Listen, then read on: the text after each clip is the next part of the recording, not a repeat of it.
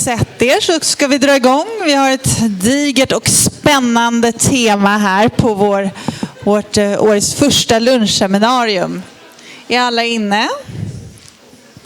Vi stänger dörrarna och förseglar dem.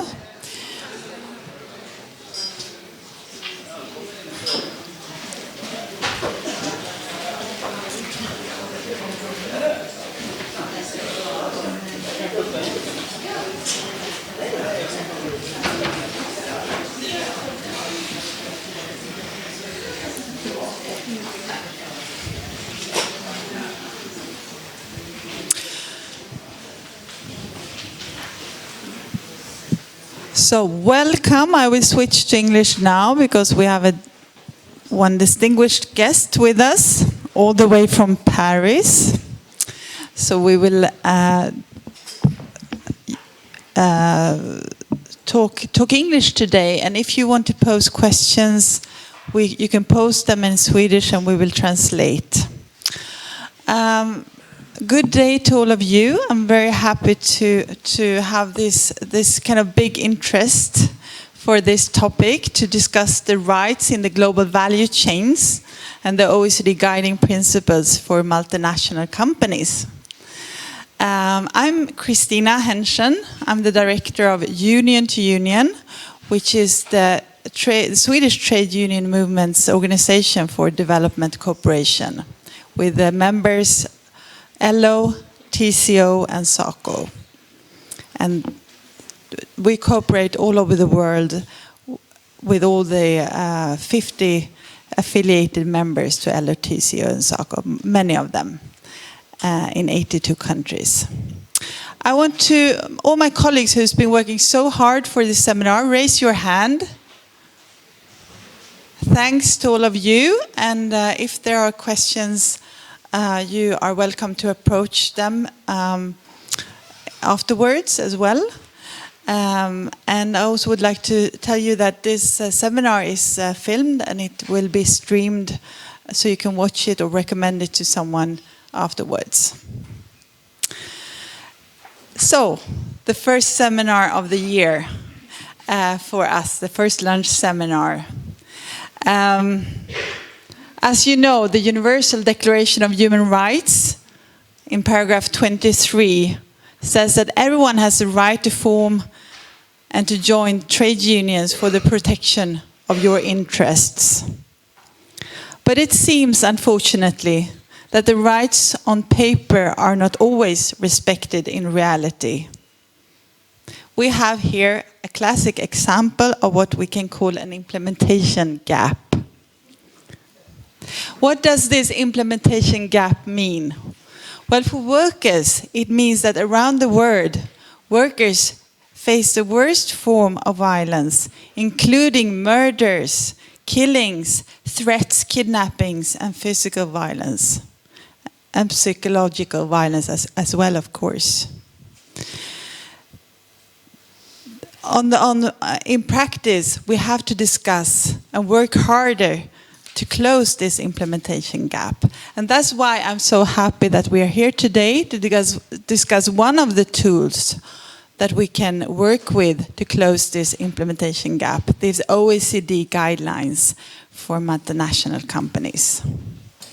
With us today, we have Kirsty Drew, policy advisor from the Advising Trade Union Committee to the OECD.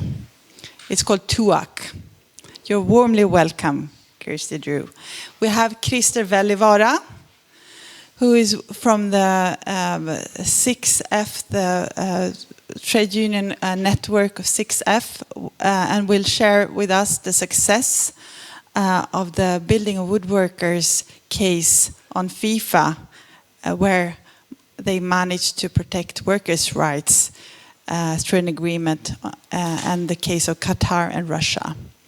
And we are very proud to have with us Susanne Lindberg Elmgren from LO, who is also one of the partners in the OECD National Contact Point in Sweden. So this will be a very interesting hour with all of you, and I hope that we will have time in the end to put questions, because we have to end at 1. So save your questions for then, and we will try to manage that.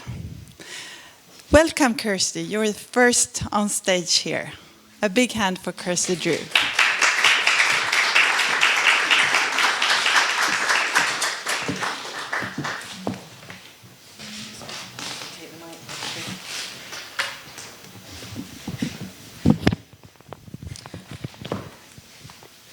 Good afternoon, everyone.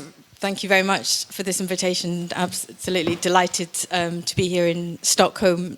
I apologize for not speaking Swedish, and I'm extremely grateful that you're all so good at speaking and understanding English. What I'm going to do today is give you a really fast overview of the OECD guidelines for multinational enterprises. And I'm going to really focus on the positive. You can come back at me with negative questions at the end, but we've only got 20 minutes. So I'm going to try and focus on what's positive about the OECD guidelines in terms of filling the implementation gaps that we're all concerned with. So I'm just interested to have a show of hands. Who had heard of the OECD guidelines for multinational enterprises before you received the invitation? You know, you are the best informed audience I have ever spoken to in any country in the world. That is extraordinary. Whoa. I hope that's on film. Sweden knows the OECD guidelines. Fantastic. So, next question. Who has used the OECD guidelines for multinationals? Okay, I still think you might be winning. Okay, it's good for me to know. So, right, the OECD guidelines, what are we talking about? They're non-binding recommendations on business conduct, responsible business conducts, that are drawn up by governments. It's not companies that decide how they should behave. It's governments that decide how companies should behave. And right now, there are 46 countries that have signed these guidelines, and there are about to be 48. They apply to the multinationals that are either operating in or headquartered in those adhering countries. So wherever the companies are operating, if they are registered in countries that have signed the guidelines, they don't just apply to the operations of the multinational itself. They apply to the activities of the multinationals in the supply chains and through their business relationships. We're talking about implementation gaps today. One of the implementation gaps has been about respect for defending workers' rights in global supply chains. The OECD guidelines help us to do that. They apply to all categories of workers. You know that in factories around the world, there's workers who don't have regular employment contracts. They're in precarious contracts, whether they're temporary workers, seasonal workers, contract workers. These guidelines apply to all those workers. All those workers can use the OECD guidelines. This is something we'll maybe come back to. The guidelines require companies to undertake processes to know that they respect human rights, and these processes are called due diligence. And very importantly for the trade union movement, the guidelines have a complaints mechanism which allows trade unions, NGOs, workers to file complaints against companies that violate the guidelines. And finally, for those of you who know about other international instruments, the guidelines are aligned with the UN Guiding Principles on Business and Human Rights, as well as the ILO declaration concerning multinationals and social policy. So these guidelines, they're online, but this is the nice book. Everybody who wants to know about the guidelines really should have a quick look. They're not difficult to read. They're the broadest instrument that we have of guidelines to multinationals. They cover human rights, employment and industrial relations, workers' rights, But not only, they also cover transparency, disclosure of information, environment, combating bribery and corruption, taxation. So they're very broad. But for the chapters that we've highlighted in red, those are the chapters that are most relevant for trade unions. So what do the guidelines say? Well, they say lots of good things when we're talking about closing those implementation gaps. They say that companies should respect the rights of workers to form or join trade unions, that they should respect the right of workers to have trade unions recognised for the purposes of collective bargaining, that companies should respect human rights, all human rights, that they should have in place processes by which they can know and show that they respect human rights, that they have due diligence processes in place. So I said right at the beginning, these guidelines apply to the companies that are headquartered in the countries that have signed, the governments that have signed. So we need to know which governments have signed. So the first list of countries there are all the members of the Organization for Economic Cooperation and Development, the OECD. So all OECD member countries have signed these guidelines. But in addition, there's a number of other countries that have signed. And we have some in Latin America, Argentina, Brazil, Colombia, Peru, Costa Rica. Kazakhstan and Ukraine, we understand, are just about to sign. They're the two new additions to the countries that have signed the guidelines, and some in Eastern Europe and in the Middle East. So we need to know which countries have signed the guidelines in order to know how the guidelines apply. And it's very also important to know which countries haven't signed the guidelines. China has not signed the guidelines. So these guidelines do not apply to Chinese multinationals unless they're operating here in Sweden or in another country that signed the guidelines. Russia hasn't signed the guidelines. The same applies, and many of the other emerging countries. So what happens when countries sign the guidelines? Sweden has signed the guidelines. What do they have to do? What do the governments have to do? The governments have to set up what is an implementation mechanism. It's something called a national contact point. And what's most interesting for us as trade unions is that one of the functions of the national contact point is to handle cases of violations of these guidelines by multinationals in their operations around the world. So if it's a Swedish multinational, and it's involved in violations of the guidelines, it's violating trade union rights, other human rights, then we can bring a case against that Swedish multinational. So this is one of the reasons that the trade union movement supports the implementation of these OECD guidelines. So when people talk about the OECD guidelines and filing complaints, they often think you can go to the OECD in Paris with your complaint and file the complaint. But that's not the way it works. There's 46 countries that have signed the guidelines, and there are 46 different complaints mechanisms in those countries.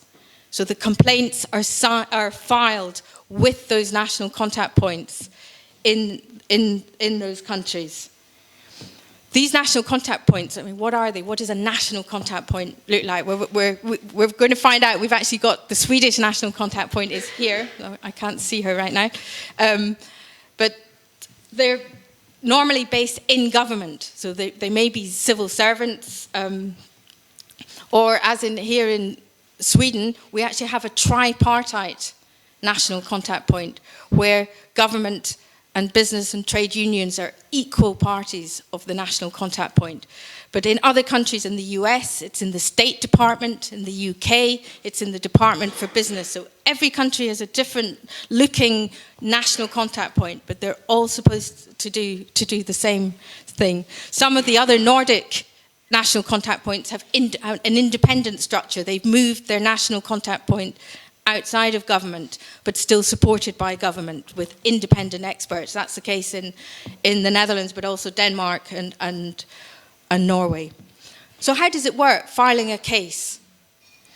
The rule is, if the violation occurs in a country that has signed the guidelines, then you have to file the case with the national contact point in that country. So if we had let's say we had a South Korean multinational enterprise in Sweden, and we thought it had violated the guidelines, we would file the case here in Sweden with the Swedish national contact point. But similarly, if there was a Swedish company in South Korea is one of the countries that have signed the guidelines, well then we would have to file the case in South Korea, though we would also tell the Swedish national contact point about the case and ask them to be involved.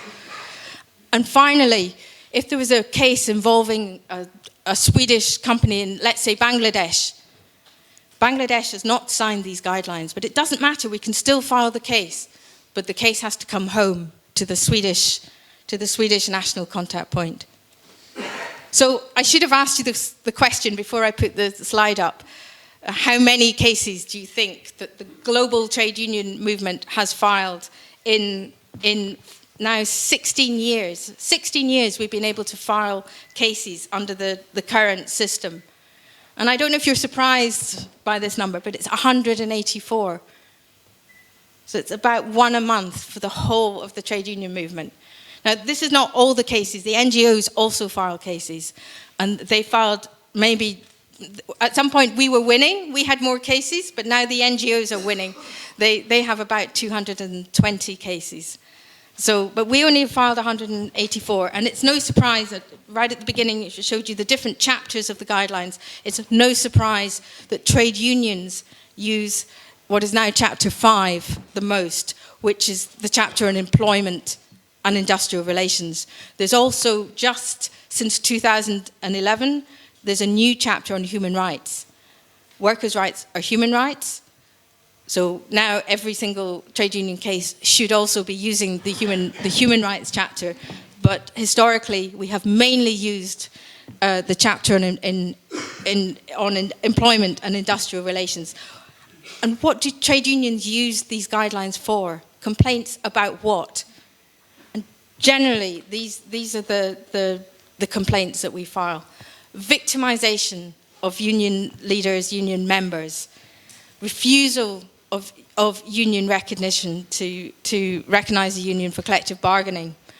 Threats to companies, to workers, by companies to workers, to relocate if because of organizing drives or in the context of collective bargaining. Failures to consult with trade unions on restructuring where there's employment effects. That we particularly, after the financial crisis, we saw a real increase in those kind of cases. Interesting for, I'm sure, everybody in the room, the abusive use of precarious contracts. That is one of our biggest issues around the world, and we have been able to use the guidelines successfully in that context. And failure to provide information. If unions are going to bargain with employers, we need information, and the guidelines have chapters and provisions on provision of information and disclosure. So we have data this is from the guide that very kindly has been put into Swedish and distributed, that just shows the trend in cases. And it's not an upward trend, and maybe it's something we can come back to. We peaked a few years ago, so it tends to be a bit up and down. I'm not entirely sure why that is. And you'll see that we actually file more cases concerning violations in the rest of the world, more than we file cases in the OECD countries and other countries that have signed the guidelines. So, I mean, that's a key message to take from today. It doesn't matter this is only limited to 47, well now 48 countries. We can use the guidelines through supply chains in all different, for violations in supply chains in all different countries of the world. So let's just give you some examples of how trade unions have used the guidelines. This is probably was one of our first major successes. Has everybody heard of Lipton's tea? Yeah, okay. So this is a factory in Pakistan that makes Lipton's tea. It's Unilever. The company is Unilever. The factory made Lipton's tea. And the International Union of Food Workers filed a case against Unilever. It's a British company, it's also Dutch, but British company, so it's at the UK national contact point, about the abusive use of temporary labour, contract agency labour. And you'll see on the slide, the factory had 22 permanent employees, so there were 22 permanent employees, and 723 contract temporary workers. So there's nothing in the guidelines that says you can't use contract workers, but the IUF argued that this was a violation of trade union rights because those workers were unable to engage in collective bargaining with their real employer, Unilever. The UK National Contact Point accepted the case, and Unilever and the IUF were invited to come to the contact point to have a mediation, a dialogue, in order to find a solution. So that's what the guidelines are about, primarily about bringing the parties together for dialogue to find a solution. And they did come to an agreement. You can find the agreement. It's on the internet. And Unilever agreed to change the employment model at the factory and specifically created 200 permanent jobs. So that was a real success. It was a success for those workers in the Lipton's tea factory. It was a success for the IUF. It has an agreement with Unilever. More than that, it filed several cases against Unilever. As a result of all these cases, it has an ongoing dialogue with Unilever. This is a more recent case. I'm taking some of the international cases. We've got people in the room who can talk about what's happened here in Sweden. Global Union, so another international trade union, and the International Transport Workers Federation took a case against Deutsche Post, DHL. It's a German company, so the case was filed with the German National Contact Point, and it concerned violations of the guidelines in Colombia, India, Indonesia, Turkey, and Vietnam. The German NCP accepted the case and brought the parties together for a mediation facilitated by the German National Contact Point. And they had several meetings, and in the end there was an agreement. And apart from coming to agreement on the issues in the complaint, the parties also agreed that they would have an ongoing sort of follow-up and dialogue, which was, again, really a positive result that came out of the dialogue created at the National Contact Point. So you can read here that they agreed to have 3 monthly meetings, which, given that this is often what trade unions want, to have dialogue with the companies, then this is another example of a positive outcome. Taking another international global union, Industrial, took a case against the Australian company Ansell for violations in the free trade zone. You know, these free trade zones, export processing zones that are created in countries. And it concerned the dismissal of striking workers. The company Ansell is an Australian company, so the case was filed with the Australian NCP,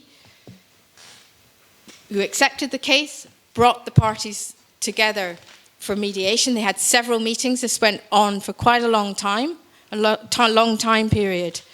And in the end, despite court proceedings in Sri Lanka, which had not ruled in favour of the workers, they did come to an agreement, a memorandum of understanding between the unions and ANSEL just last year in August, on rehiring some of those workers, agreements on early retirement, and commitment not to interfere with organising in the future.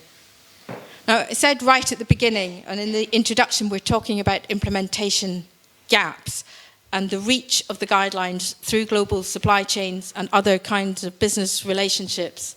And these last two examples, I just want to show how we're really pushing the frontiers of using the guidelines. I know we're going to hear more about this, but BWI, the International Global Union for Construction Workers, filed a case against FIFA. I guess everybody in the room knows FIFA. And FIFA technically isn't a multinational enterprise. In law, it's an association. It's a private association, not for profit. So the case had to argue that FIFA, because of its commercial activities, because of its international activities, fell within the scope of the OECD guidelines for multinational enterprises. FIFA is registered in Switzerland. The case went to the Swiss National Contact Point, which accepted that argument. Now, this case is ongoing. At some point, we will know what the outcome is. We don't know what that is at the moment. But it's really just to give you an example of the guidelines being used in relation to other types of organizations. And that's a very high-profile case obviously for BWI and also for the Swiss National Contact Point.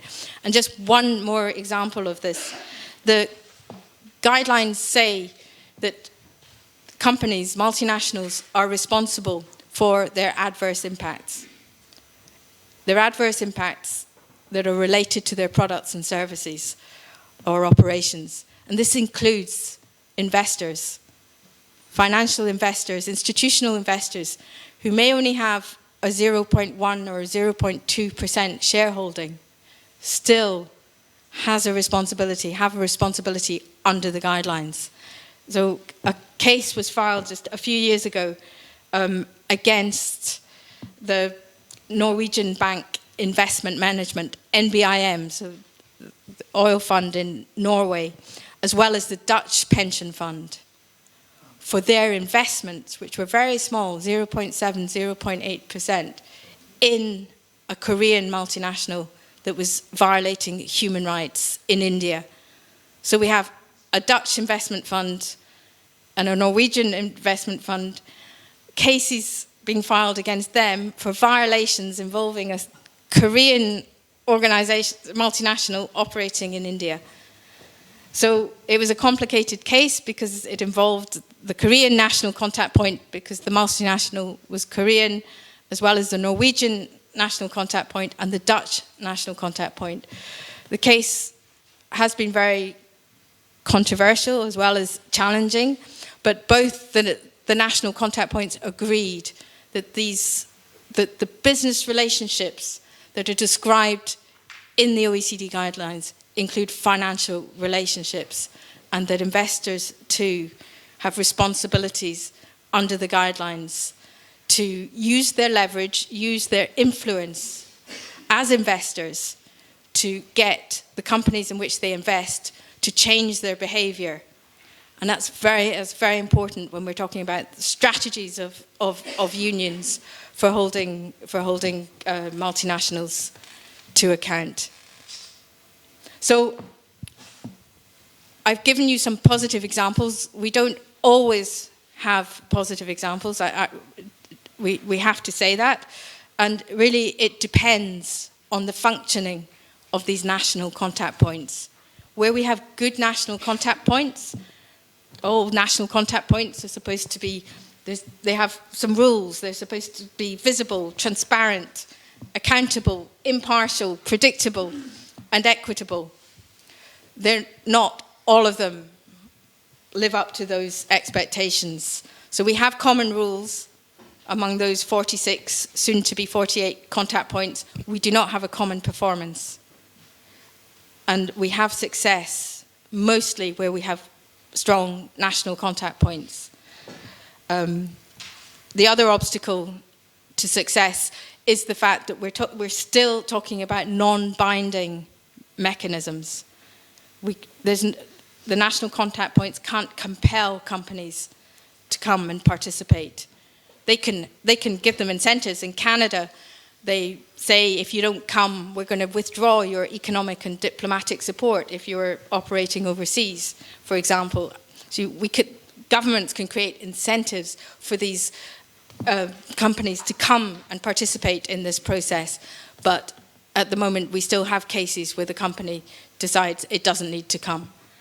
So I'll stop there and hand over to the next speaker, and very happy to take any questions at the end.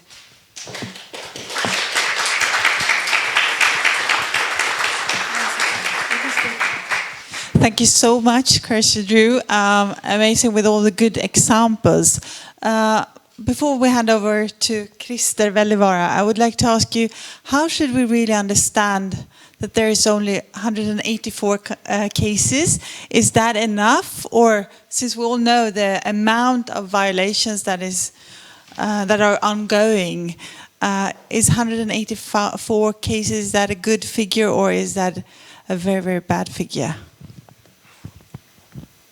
If I have to choose between good and bad, I think it's a bad figure. I think it means that not enough people, trade unions around the world, know about the guidelines. I think that's the first thing. Secondly, I think it means they're maybe not accessible enough, the procedures and so on. So if you don't have an intermediary, like a global union federation or a national trade union who can help, then I think it becomes very difficult to do. And then I think the third factor is this issue of the national contact points. In some countries, there is no trust among the trade unions or the NGOs to file cases at the national contact point because they don't think they're going to get any result. So I think it's a mix of the awareness, the accessibility, and the non-functioning of some NCPs. But I think on our side, there are trade unions who actively promote the guidelines, and I think it's something that once we have to be convinced. If we're going to do something, to promote something, we have to be convinced. So maybe the first step is to convince ourselves that this is worth doing, and once we're convinced, we can go and convince others. One more question. We discussed before the seminar that there is a similar procedure being set up within the ILO, the International Labour Organization, on global value chains, and a declaration being drafted it's as we understand it, a similar procedure as this mechanism. How would you understand that procedure being set up at the same time as we have a procedure that is at least, okay, it's not used to its full extent, but it's there, and it is, as we see in many cases, the way forward to success? So, if I can go a long way to answer the question, there are only three authoritative international instruments that are about human rights, labour rights, and responsible, how businesses should behave. So one is the OECD guidelines, the other is the UN Guiding Principles on Business and Human Rights, and this third is the ILO MNE Declaration. Now, the OECD guidelines and the ILO MNE Declaration are very old instruments. We've just celebrated 40 years of the OECD guidelines, and the ILO MNE Declaration is the same. Its 40th anniversary is this year. So these are old instruments. In 2011, we updated these OECD guidelines in order that they were applicable to new context of global supply chains. We have these new provisions. And the ILO are only now doing that. They want to update their instrument, so it's an old instrument that they're updating in order that it can be used in the context of global supply chains. And of course, they want their own mechanism to have, their own instrument to have its own implementation mechanism. And that is what's being discussed at the moment. We don't know exactly what that's going to look like and what the relationship is going to be between the two.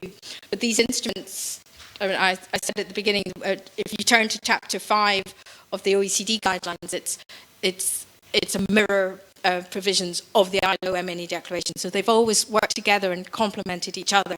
And I think that's what we would hope will continue to be the case. Thank you. So working together, that's the key way forward. Thank you so much, Kirsty Drew. And I'm happy that you mentioned the FIFA case, because we would like to invite Kirsty Vara to go more into depth on that. Thank you, Kirsty.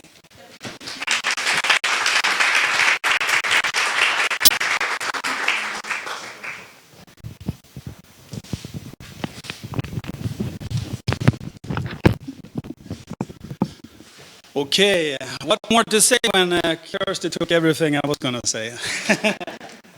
Okay, doesn't she have a beautiful name? It's actually a Finnish name, I think. Nordic, Finnish, Viking, you're Scottish, so anyway. Okay, I got some news also today in my presentation. Is that sound is on? Okay, good. I'm going to speak quite freely and show you a lot of pictures instead of a lot of text. And I hope to manage this quite rapid, because if I go into what we actually have done in the fields during, so to say, 2008 to until now, and what we're doing right now in both Qatar and Russia, I will go on for a day. So if you have questions regarding the campaigns, please take them afterwards. Anyway, what I would like to say is that I represent not only a corporation that is called 6F, it's also the unions that you see underneath. It's the construction unions, property services, and also service and communication. And what we do in 6F is a corporation which withholds communication, politics, research, education, and international businesses or work. That means that we don't just work with international somewhere over there. What we try to develop is also a connection between what we're doing in Sweden with what we're doing outside of Sweden, which is of course also linking to the OECD, ILO, etc., because the fundament that we have is of course based upon the ILO core conventions and the other framework that is built upon that. Okay, that's a little bit of an introduction, but let me also do a little bit of a background for you. This campaign that we have developed through the last 8 to 9 years is actually not something new. It actually started with that we saw that the trend of killed construction workers at big multi-global arenas was actually increasing, and it was increasing quite rapidly. We also saw that it was tightly connected to the numbers of subcontracting chains. And of course the time pressure when the Olympic Games or the World Cups came into place and they were supposed to be started, while the last 3 to 4 months, even the half year, killed the most of the construction workers. And let me be honest, it was a lot of migrant workers. They poured in a lot of construction workers, all of these games. And I will guide you a little bit through these. But these are the backgrounds of it, and it's actually Atlanta that only had 2. Sydney in 2000 had 1. Then came Athens. Athens actually has, the official numbers is 14. But according to the Greek Construction Union, it was up to 40. And we still don't really know how many, because the migration that was, so to say, happening underneath, so to say, the blankets. Well, then came Beijing, my friends. And 14 is not the number of non-official killed. It's actually the numbers of arenas. And you have to remember that Beijing only reported on one single arena, and that was 10 that was killed at the bird's nest that you can see on the picture. But there was 14 arenas constructed around the Beijing Olympic Games. And I think there's a lot of you here in the public and audience that remembers when the IOC vice president and the general secretary of the Swedish Olympic Committee said publicly that sports and politics doesn't mix. Let me be honest, that's bullshit. There's not a single shovel that puts in the ground before there's a political decision made on that they're able to construct. There's not a single game that is built without guarantees from the public authorities. So there is a link. Okay, then there's a history. We actually started something that we call decent work, fair play. Fair play for all teams. And why do we call it all teams? Well, the all teams is of course the construction teams building the arenas and the teams playing the game on the field. Of course, playing the game on the field, you got global rules. Well, you should have global rules also for the construction women and guys building it, but some countries don't give a shit. Okay? That's the basic. What we did was also to decide no more deaths in the name of sports. That's always been the leading star and the red thread that we've been working with. Okay, 2008, we started with the World Cup, South Africa. We went on with Poland, Ukraine, Euro Cup. We also had a London Olympics the same year. And then, of course, you remember also Sochi, and then Brazil again last year. Let me be honest that there are good examples and there are worse examples. We actually had quite a good investigation going on in Sochi, and I'll come back to that. But fact was actually in Russia and in Sochi, this was a privileged game because it was, so to say, also called Putin's game.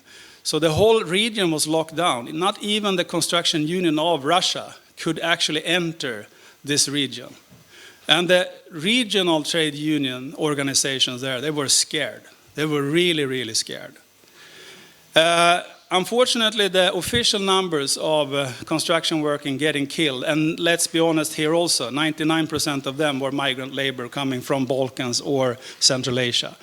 Up to 70 persons.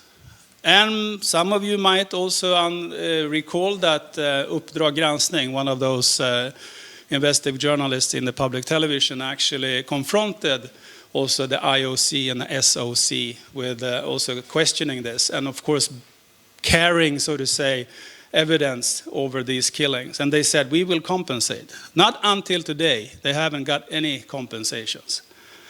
Okay, Sochi was a groundbreaker also in other senses, but I'll come back to that. What happened with the Olympic movement at that time? Because of the pressure that we could put on them, and it was actually linked to one of the first strategic points that we took up. Let's go for the ILO and ILO decent work agenda. That was the ground rules for our campaign. So we were able, together with BWI and a lot of affiliates to the Global Union Federation, to put pressure not only on the national but also on the International Olympic Committee. And eventually they actually put a new Olympic agenda into place. They call it New Olympic Agenda 2020. They had also a referendum. We had possibilities to write into them. And I think that was the core step for the IOC, at least to take on also human rights. Okay, I'm putting a question mark, why? Well, meanwhile in Sweden, we had Swedwatch doing, and at that time I was at LOTICO Council, which was former union to union. Swedwatch did two different researches, one about Sochi and one about the World Championship in ice hockey. And what Swedwatch found was, of course, something that related to the sponsors. The sponsors, which was quite big companies, was, of course, ruled by some of the commitment that they have done. Also being Swedish companies, they have also to rule by how we deal with working conditions and so to say, labor conditions. And of course, Swedwatch pointed out due diligence. And as I had put up here, we also looked through the UN guiding principles and of course the OECD. All of the sponsors has come back and started also and also committed to even more due diligence.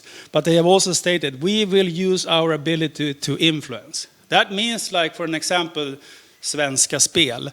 I don't know how to translate that, but that's the gambling organization company of the Swedish state, has actually rewritten their policy. And they have rewritten the agreements with the key sponsor sports that they have. And that's a huge, tremendous result actually from this. But this meant also that we had also material that we could use through the Swedish Olympic Committee. We also had discussions, and Swedish LO, Blue Collar Confederation, actually sat down with Swedish Olympic Committee and made a frame agreement at that time for an application of the Olympic Games, Winter Olympic Games in 2022. Unfortunately, both Norway and Sweden didn't go through with that. It landed in Beijing 2022. A little bit about that later on. But we had a magic year, 2010. That was when FIFA decided to reward Qatar and also Russia. These are pictures from, and then of course something happened here, but anyway. There's the Qatar government. Okay, I don't know what. Okay, Qatar, situation for migrant workers there. You know that there's a risk of 7,000 migrant workers getting killed in Qatar.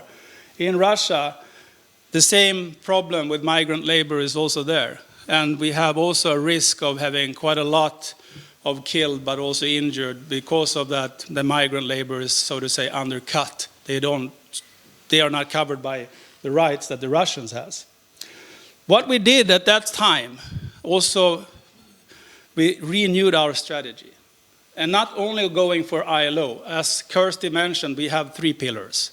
And the 3 pillars are also mentioned here, OECD and UN, but also the international framework agreements, because it's also quite a lot of MNCs building and constructing these arenas. And we learn from others. And I must say and give credit to TUAC, but also Kirsty, that has been really involved in the case of FIFA. And let me go to that. The case of FIFA is actually quite unique, but it's unique out of that it's not really a multinational, it's a sports federation. And sports is good. It's like Sepp Blatter said, we just want to play football. Yes, but sometimes you love to make money. And what you do is that you reward some of the worst countries in the world without human rights, without framework. You actually reward them. You have rewarded Qatar. And you knew about what was going on.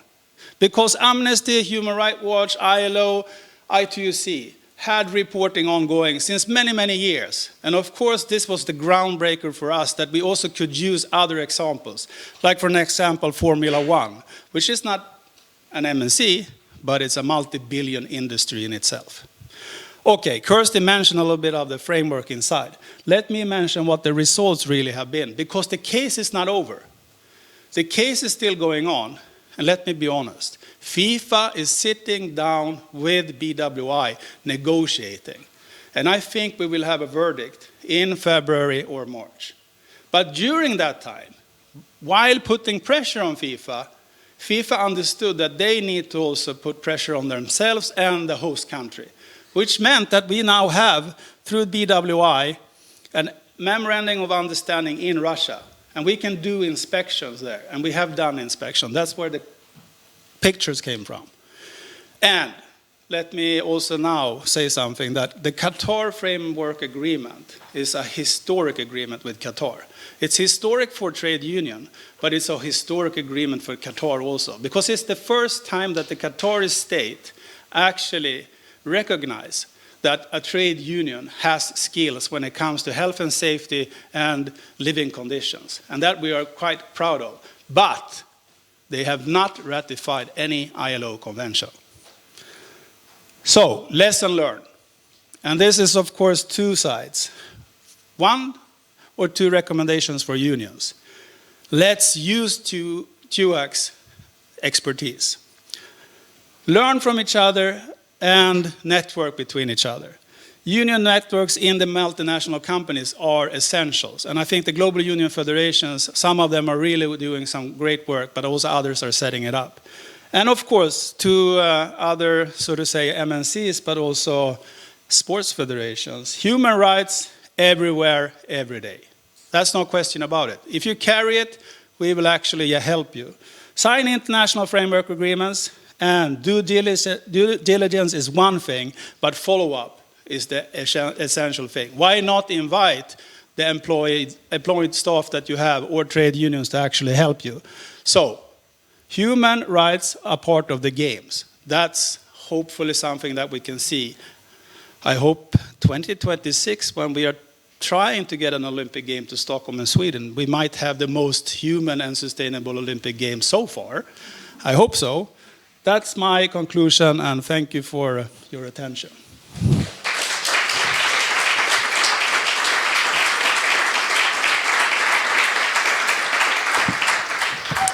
Thank you, Christer, and thank you to all your hard work. This has also been awarded, this work, I must add, for all of those who doesn't know that.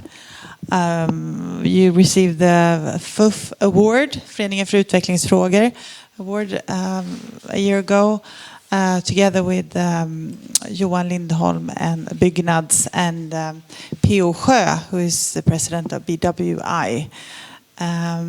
So what is your assessment of the case of FIFA? Well, the assessment of the case of FIFA is wow. FIFA has come far in quite a short time, considering, that they actually at 2010 didn't give a shit about anything. They just said, well, we award Russia, we award Qatar. Well, SEP went. Corruption cases came up. And I think what happened was also that the pressure from the national federations became too big also, because they were starting to talk on the side. But assessment is that without the case, we wouldn't have had a FIFA Congress electing a new Infantino, but also for the first time actually stating human rights as a fundament in their own internal policies. And just for an hour ago, I received a letter from FIFA where they actually explicitly mentions human rights and, of course, their commitment to the UN guiding principles of business and human rights. And that's the first time in a letter from Infantino that he actually takes those letters in his word or his mouth. That's amazing. Thank you, Christer. Human rights every day, everywhere, as you said it. And now we will hear from Susanne Lindberg Almgren, how this is done in practice at the National Contact Point. Welcome, Susanne. Thank you so much. I asked Christina whether I have some sandwiches in my mouth. It's always tricky to speak after lunch. My name is Susanne Lindberg Almgren. I'm working at LO, the International Department at LO, and I'm also a member of the Swedish NCP since 10 years' time. And together with Kirsty and other trade union comrades, or under the leadership of Kirsty and others, I also am a member of the TUAC working group on trade and investment, which meets every sort of 2 years, twice a year in Paris, discussing the guidelines. I would like to talk about the introduction of the Swedish NCP. As Kirsty said, the guidelines, they're non-binding. They're not optional, but they're non-binding in legal terms for the multinational enterprises. But, however, for the governments, they're binding.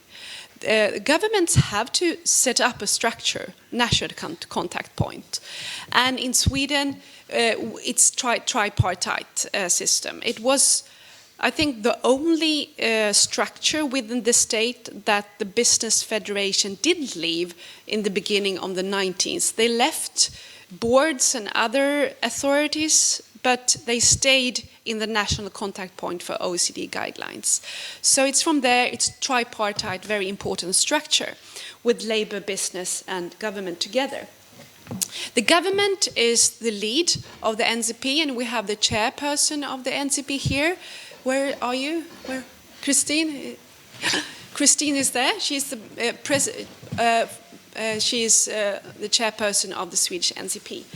And the Minister of Foreign Affairs has the lead, but dealing with cases and other things, other relevant ministries are involved. From the employer side, it's 2 people from the Confederation of Swedish Enterprises, Svensk Näringsliv, and also Swedish Trade Federation, Svensk Handel. And from the trade union side, we're 5 actually. It's 5 people. From LO, TCO, and SACO, and then IF Metall and Unionen. So it's both the national federations and also affiliates. It's also part of the tradition history of multinational, Swedish multinational abroad. And some of them are here. Laila is here. Erik is over there from IF Metall. Is somebody else here? No. So together we formed the Swedish National Contact Point. Right. As both Christer and Kirsty mentioned, one of the most important things of the OECD guidelines is the standard setting power. Is government-backed recommendations of expected business behavior. Dot. It's full stop. It's really important in so many aspects, for especially codes of conduct, unilateral from the governments, but also, as Krista mentioned, and also Kirsty, international framework agreements between the trade unions and the multinational enterprises. It's also, of course, important in the investment chain as far as the investors is concerned. It's also a matter of influencing the investors in owning companies and using the leverage, as also mentioned in Kirsty's presentation. From the Swedish perspective, we have seen the usage of filing cases is a lender of last resort. If a dialogue, if negotiations, and also it's failing us, then we can use the national contact point. Or we can file and complain. That has been historically the tradition. We think it's important, and some cases has been really closed of being cases, but we have, by, for example, meeting within the national contact point, being able to solve problems before somebody has filed a complaint as far as labor rights is concerned. And I can come back to different cases. I don't know how have so much time now, but of course, and it's important, as Krista mentioned, also trade union cooperation, of course, both nationally within Swedish trade union movement, but also international trade union movement, and of course dialogue with different actors who's not a part of the Swedish NCP. That's also very crucial, important. We haven't had so many cases, given the fact that it has been going on for quite some time. My colleague Jan-Erik Moreau, who started working in the LO 1973, he was part of setting up the Swedish NCP as well and developing the guidelines. And in the 90s, we had 2 cases dealing with the Employment Industrial Relations Committee. And at that time, it was the Minister of Industry who was the chairperson of the National Contact Point during the 70s, in the beginning of the 80s. The period that I can sort of see and I can more relate to is the Sandvik and Atlas Copco case in Ghana. It was about human rights and also engaging stakeholders. It was filed by, it was an NGO case. The first case that I dealt with was Nordea, the Nordic bank, being arranging bank to a paper mill in Uruguay. It was filed in Finland and Sweden. It was mostly environmental cases. And at that time, we had the old guidelines, but we used the old guidelines to actually, for the first time, to say it's important, even though Nordea is not building the paper mill in Uruguay, they have responsibility of looking into what they're lending money to. Later, Statkraft and in the Sami village in Sweden, we dealt with Norwegian and Swedish NCP together. The Norwegian NCP took the lead, but we consulted the Norwegians rather thoroughly. In 2013, we had a trade union case filed by Swedwatch. It was in Thailand, Mölnlycke, it was 2 cases, 2 separate cases. But we decided in the NCP not to open the case, but we saw that the parties on the ground in Thailand was trying to solve it on their own. Having said that, and also Yves Matal and others were involved in trying to solve the problem. It was about a strike, and it was about intimidation of trade union leaders. So we didn't open the case, but we had, because we thought it was important to let the actors themselves solve the problem. But we had actually meetings with the company, and we had contact with the trade unions in Thailand. And now we're dealing with a Swedish company building a coal power plant in Senegal, Nycoms Energetics. And it's going on, and we have been evolving the leverage. It's a really small country in Sweden. It's not a Swedish multinational enterprise traditionally, but of course, we have been looking to the business relationship and seeing that they actually can leverage what's happening in Senegal. So it's a case we can deal with. It's not only cases. We're doing things. We have using the guidelines in other ways as well. Especially, for example, Tetra Pak in South Korea. They filed a complaint to the Swedish NCP, and the trade union side helped the South Korean workers coming to Sweden to meet the Tetra Pak and arranging meetings. But as it was in South Korea, and South Korea signed the guidelines, we wanted the South Korean NCP to deal with it, but keeping us informed. We had filed a complaint about corruption in Skanska, Argentina, which was also dealt in Argentina, also having contact with Skanska, whether they have dealt with the problem or not. So it was not a case as such, but there has been ongoing discussion. Swedwood, it's a subsidiary to IKEA, didn't do well as far as, they was dealing with union busting in Virginia.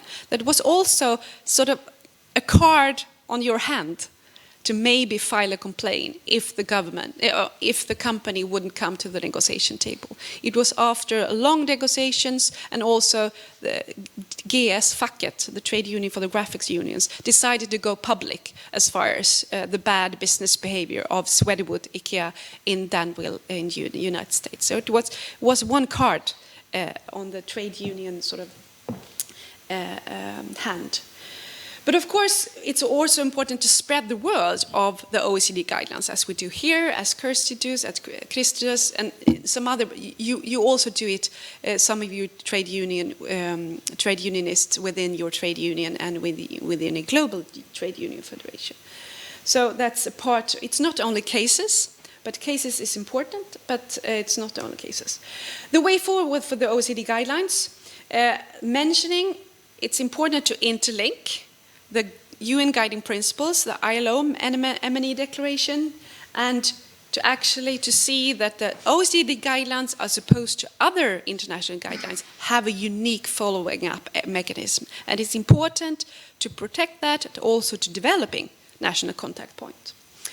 And to see that, as I mentioned, standard setting before, to have reference to both OECD guidelines, for example, in trade agreements, but also national policy coherence as far as export credits and so on. So that's important ahead of us. And I think it's important to develop the role of NCP as far as resources. For example, in the Swedish National Action Plan, which was presented in August last year, the government said that they should look into to put more resources to the national contact point, and we're still waiting for that. But also to see the national contact point as a focal point of other things that the government, whether social democratic or bourgeoisie government before that, to see the NCP and the OECD guidelines to work together with other things that the government does as far as CSR is concerned and sustainable business. I would like to to end with a quote that I use as often as I can. What John Ruggie, the man who wrote the UN Guiding Principles, he said when he visited Stockholm in 2009. I asked him the question, but it was important for me and others to hear him. He said, we can talk about follow-up mechanism and grievance mechanism and so on, but he said an existing trade union is the most efficient monitoring system and grievance mechanism there is. This is really, really important, that trade unions, present trade unions, knowing their rights, they're efficient. And it's very good for the company as well to have this ongoing dialogue, not code of conduct with some audit coming once a year, but good social dialogue all the time. And I think the OECD guidelines and the words about that it's really helpful. I would like to add, to stop that. I mean, the whole thing that we do with trying to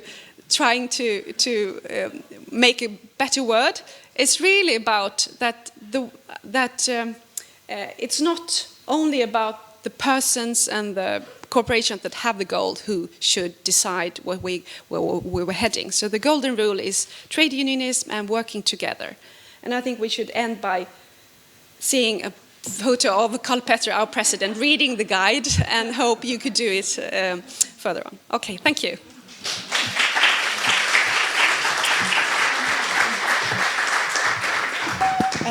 Actually, our time has come to an end. I would open up for one question or two, and I would like to invite Christer and Kirsty to me here. We can only afford one or two questions, and then I will invite you after this outside here, and you can discuss more in depth if you have more questions. Please.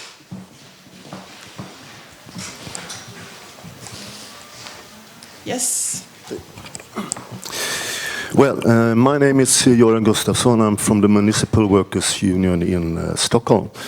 And I think it's a lot of double standards and hypocrisy when we're talking about to support workers in other countries in dreadful working conditions and so on. I will give you an example. Last summer, in Azerbaijan, in the province in Islamic Republic of Iran, there was a huge miners' strike at the Agdare mine. And it ended in a brutal crush down on the workers, and a lot of workers were jailed, and some of them were released after a half year. And then it was pointed out 17 workers as strike leaders, and they were lashed in a public square. Each of them got 100 lashes and naturally sacked and put on the blacklist and so on. In Iran, there is no free trade unions allowed. Lots of free trade unionists are in prison. Jafar Asimzadeh, Behnam Ebrahimzadeh, they have 17 years each.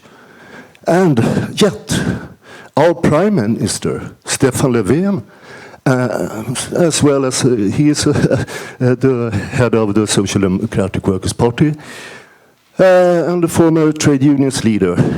The 11th February he will be in Tehran. At his side he have Jacob Wallenberg and a huge delegation from Swedish enterprises and capitalists, and they're talking business. Without any demands on the release of the trade unionists. And that's you have to ask a question. The question is, will LO take part in pressure on Stefan Löfven to make him demand the release of the trade unionists. Since Jafar Savid's, the foreign minister's visit here in Sweden, 1st of June last year, LO have been silent about. Okay, we have a question. Earlier, you have been very good at expressing. Thank you. This matter. Thank you for the question about Iran. I think it's very important to have not go double standards, of course. LO and Transport especially have a really, and others, really important work on Iran. It's really, really hard. And we're very happy that Anders Färbe, who is the president of IF Metall, he's going to participate together with the business people going to Iran. And I think that's very, very important. We have been talking about how he could meet trade union leaders without putting themselves into risk. It's really, really hard, but we're working very much, maybe not in public, but we're very, very hard in so many ways. There was one second question here.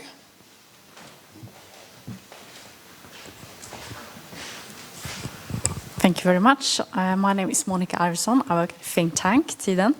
My question will be foremost for Kirsty, and it's quite brief. What would you say would be key for more countries to join the Code of Conduct?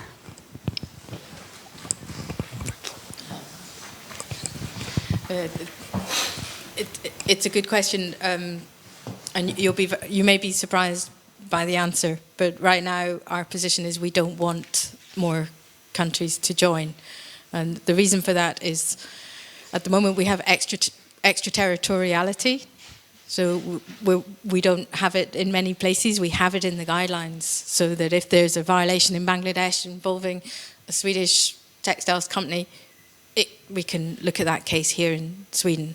For every country that signs, we lose that extraterritoriality, because the rules of the guidelines are that the case is handled in the country where the violation takes place. So if Bangladesh signed, they're not about to sign, but if they did, the case would be filed in Bangladesh. We don't want that. We want a change of the rules so that the home national contact point is always involved with the host country in the cases, because we know it's an OECD objective to expand the reach of the guidelines by having more adhering countries, and especially within the context of the G20, the upcoming G20, we will support them when they change the rules, but we don't want to lose our extraterritoriality. Unfortunately, our time has come to an end. I would like to thank Kirsty Drew from TUAC, Christer Wellevara from SEXF, Susanne Lindberg Elmgren from LO and the National Contact Point. And thanks to all of you for coming here, putting questions. And I will advise you to go outside and continue the discussion if you have further questions, because we have to end now. A big hand to all of you and all of you.